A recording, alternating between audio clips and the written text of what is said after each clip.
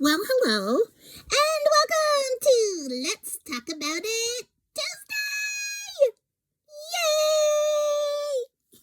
Yay! So glad to have you here today with us. And I would like to just say that today may be our final session, dance lesson, in the book of Soul Talk. What? Yeah, we've come to that place where, well, the author, he's giving some final concepts and wrapping up the idea so that you can get a good grasp on it. All of us can. And then closes it out with some like case studies. So there are a few more chapters, and I did want you to know, by the way, that today will be a little bit heavily quoting the book. But I want you to know it's for the purpose of whetting your appetite to hopefully get the book Soul Talk and read it yourself, but also to hopefully get those concepts into your mind and heart that can help us with growth in our self-assessment and where we're at, and to be doing that growth in the right direction. And for that concept, I'd like to just start with a quote from the Bible. All right now. Where is it, Mom? Can I read it? Yeah, you sure can. Okay, so it's in the book of Ephesians, which is in the New Testament, chapter 3, verse 17. And I'll let her read it. Thank you. Because you've been like, bye, Felicia, lately. Oh, I didn't mean to be trying to, take the airtime, as our friend Sunday mentioned in the last video. She likes getting that airtime, so I'm glad she had a chance to share a video last week. Okay, so let's go with Ephesians chapter 3, verse 17. Okay, here it is. Oh, and by the way, I'd like to read it in just two versions, just so you know, because you may be familiar with this verse, you may or may not, and most people have probably, if some people, as like myself, may have come up on hearing scriptures from the King James Version, which are neither of the two that I'm reading are, but one is a little more closely in that language. So it might remind you. Okay, so verse 17. Okay, here it is. And this, by the way, is in New Living Translation. Okay, where is it? Oh, there it is. Then Christ will make his home in your hearts as you trust in him. Your roots will grow down into God's love and keep you strong. Oh, I see what you mean. Rooted, growing. Okay, next is the New International Version, which is the Bible that I usually carry around with me, as you can see. Okay, here we go. Verse 17. Here we go. Oh, there it is. Okay. So that Christ may dwell in your hearts through, where is it? Faith. And I pray that you, being rooted and established. Established. I've always heard it rooted and grounded. Oh yeah, that's the King James Version I was talking about. Okay, rooted and established. Same thing. In love. And then it goes on into verse 18, which I would like to read. Is that okay, Mom? Yes. And to know, okay, rooted and grounded in love may have power together with all the Lord's holy people to grasp how wide and long and high and deep is the love of Christ. Wow. I did you read that next verse? I love that verse. Absolutely. It is an important one to know. So now getting back to Soul Talk, thank you. We will do a little bit of quoting from that book as well. And I just want to start with saying thank you for joining us for this journey through Soul Talk, this dance lesson, as the author gave the analogy for it at the beginning, which is the way that he decided to portray it, because he wanted us to know that this is not something that you just learn like choreography and counts and like been there, done that. I'm familiar with that. I've had some background in dance. You can learn to dance step by step. However, when you really want to enjoy yourself, a lot of times you are dancing not by yourself, right? But you are dancing with someone else. And in that case, you kind of learn to dance together by knowing that person, their movements, letting them take the lead. So just so you know, that is one of the concepts, in case that you're new here, that we've been introducing Soul Talk by. So now let's get to what Larry Crabb has to say in closing out the book today. Okay. This is a part subtitled Our Continued Struggle. And we're talking about, again, the New Testament, the Apostle Paul. Like Paul, we must honestly admit, I'm full of myself. Say what? Yeah. This is the self-assessment part. After all, that was part of the same sentence, sorry. I'm full of myself, dash. After all, I've spent a long time in sin's prison. And that's from Romans 7:14. Apparently, Paul had a story to tell too. And like us, it included both a hidden story of shame and shaping events that caused him to misdefine life and death till he met Jesus and beyond. And this is another quick paragraph. Paul, BC, before Christ, was a master of religion. He followed more than 600 religious principles scrupulously. Can you imagine that? Wow.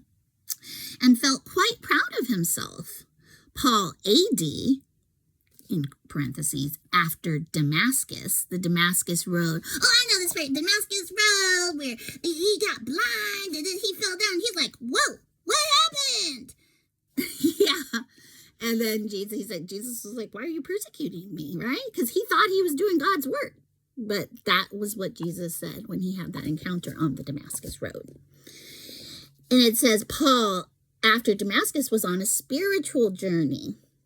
But like each of ours, his journey didn't always go well.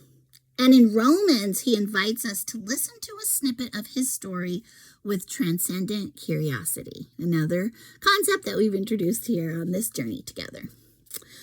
And this is a quote from the Bible. What I don't understand about myself is that I decide one way, but then I act another, doing things I absolutely despise. Okay, you may not have heard it in those words if you're familiar with the Bible, because this is another translation. It doesn't document here what the translation is. It's just another translation. It's not the one that I remember knowing from probably the New King James Version. Because that one, it's like a tongue twister almost. It's like, that which I want to do, I don't do, but that would, which I don't want to do, that is what I always end up doing, kind of thing. But in so many words, that's what Paul says. And then, This is still from the Bible, but some verses down below. So that was from verse 7:15 of Romans. It came right after the first part. I've spent a long time in sin's prison, okay? And then later, and then further down in verse 17, 18, and 20 of Romans 7, it says, I need something more. I realize I don't have what it takes. Something has gone wrong deep within me and gets the better of me every time. Wow, what a place to be. Can we do some self-reflection and think about times we felt like that? I think I can. I know I can. How about you? Yes, I may be young, but I'm not that young. Okay. So then he says, now further down in verse 24, I've tried everything and nothing helps. I'm at the end of my rope. You want to take it from here? Oh, this is a good part to take it from. Yes. Okay. Now this is a quote from Richard First, okay? Paul, didn't the master tell us that we're to consider ourselves blessed when we get to the end of our rope? Oh, I do remember that. You? Mm-hmm. Of course. When I'm at the end of my rope, I finally ask the right question. Which is this? Is there anyone who can do anything for me? Isn't that the real question? Okay. Yeah, that's when we need help because we're at the end of ourselves, right? The end of our rope. Okay. I'm going to take it from there with another part that I've underlined. When we get to the end of our rope, we realize our self-obsession offers no hope, and we're open to becoming obsessed with God. The answer, thank God, is that Jesus Christ can and does lead us into the freedom of God obsession, the freedom of God obsession. Isn't that cool? I mean, that assumes that the opposite is not freedom. And that's what Paul was talking about, being imprisoned. Yeah. So self-obsession is more of that sense of you just can't get out of it. Sometimes you need help out of it. Okay.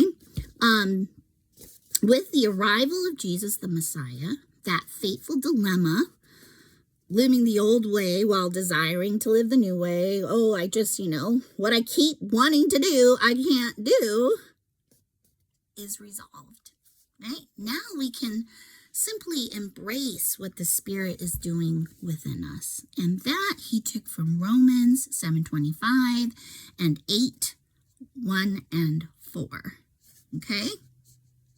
Just compiled that in that.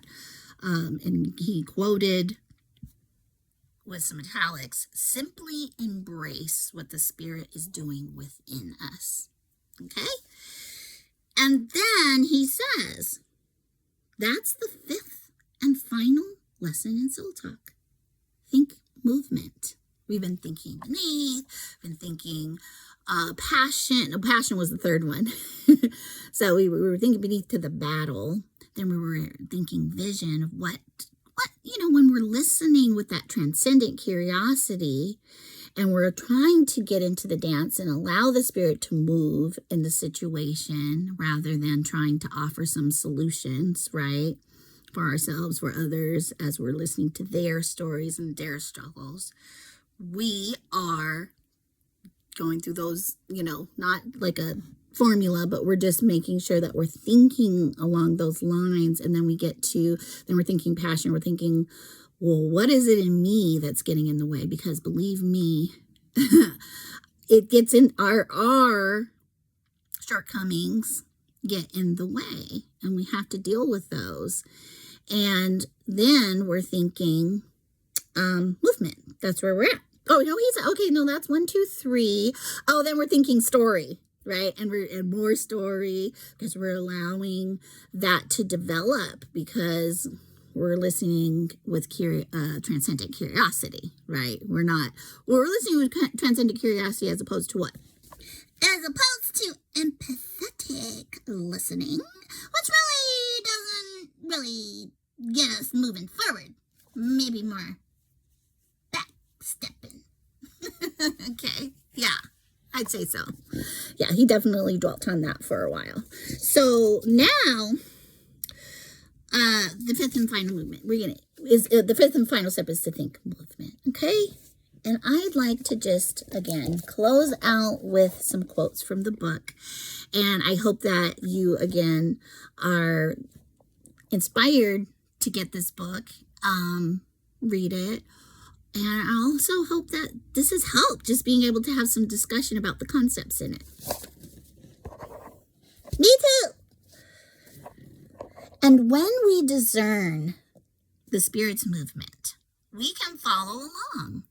We can speak words that highlight and energize and release his movement. And then I have just a little bit more from the next chapter, which is titled, Don't Jitterbug to Beethoven. Okay? And then there's a subtitle, Speaking in Rhythm with the Spirit's Movement. The focus immediately becomes solution when we get into these conversations, right? Oftentimes, that's our self-talk kicking in. The focus immediately becomes solution. What can we do about this? What strategy can we implement to get us back on top? To feel about our life the way we would like to feel? How do we resolve all this suffering and see blessings restored? What is God's plan for making things better? And we ask all these questions, claiming that we have God's glory in mind, not realizing that we are reducing his glory to his provisions, not his person. Okay? We are a blessing-obsessed culture. We live for blessings, and we disguise our self-obsession and its underlying spirit of entitlement with God talk. God wants us happy. God hates divorce. God loves to bless. An appreciation for his kindness subtly shifts into self-entitlement. If God didn't withhold his only son, can we imagine he would withhold any good thing? Now that is scriptural, but because we have our own concept of what the good things are, that's what we're attaching to that scripture. Okay? In our minds, oftentimes, I think you can relate. And then it goes on to say, then we define good things as whatever second things we want the most. And second things are just things that we may put as first things when God should be the first thing. And everything else second, right? Okay, so whatever second things we want the most, and trust God to provide them now, or at least soon, certainly in this life. Blessing obsession, self-obsession, second thing obsession, it's all the same. And it blinds us to what God obsession really is and what it would look like in our lives. Okay? So, lastly, I do have 2 more quotes. Yeah. Sorry. Where's the last? Oh, I think I started with the quote I wanted to end with, but that's okay. We're going to end here after this last part. We rightly believe the Spirit is moving. He is all the time, in everyone we speak with and in us. But we assume he's moving on a timetable we set. Weekend conferences that promise emotional healing by Saturday night, and in a direction we choose This weekend, you will feel his touch, and it will restore your soul. It will fill you with joy. Could the Spirit instead be promoting an experience of emptiness now to create space, which he will fill later? The danger of self-talk, disguised as soul talk, is never greater than when we think movement. Modern Christianity has dramatically reversed its ancient form by assuming that the Spirit is moving toward giving us a good life, as we define it, more than growing Christ in us. We therefore devote our primary energy to helping ourselves and others live happily and well. And we do it in the name of Christianity. As a result, we speak religious self-talk. It happens in most churches in the Western world every Sunday. Self-talk abounds. And then I'm going to go back and read this, interject this. Now we're in competition with every other religion and self-help movement and political ideology to produce the good life. It's a competition we cannot win because Christ never promised us the blessings of heaven till we get there. And then even though it says it happens in most churches in the Western world every Sunday, self-talk abounds. But then it says, but if we think biblically about where and how the Spirit is moving, you want to finish this out? Yeah. Okay. Opportunities for truth, soul talk abounds much more. Ah, wonderful. The book is Soul Talk by Larry Crabb. And I'm going to ask you to just help me show the diagram at the end of the book so that people can get a closer look at least, again, not a formula, but some key points that we want to be having in mind about how to follow the Spirit into this Soul Talk dance, if you will, in our lives every day. Okay, so here we go. All right. You got that? You can screenshot it. Okay? Okay. Thank you so much for joining us. Yeah, we're really glad that you come and see what we have to talk about on Let's Talk About It Tuesdays and other times too. Yeah. And if you have any suggestions of like topics that seem to be topics that we would enjoy covering under relationships, theology, therapy, things of that sort, please let us know in the comments below. And let's do it, Mom. Okay. Please like and subscribe to our channel. Thank you. In advance. Okay. Have a wonderful Tuesday, and we'll see you next time. So until then, arrivederci. Sayonara. Bye-bye.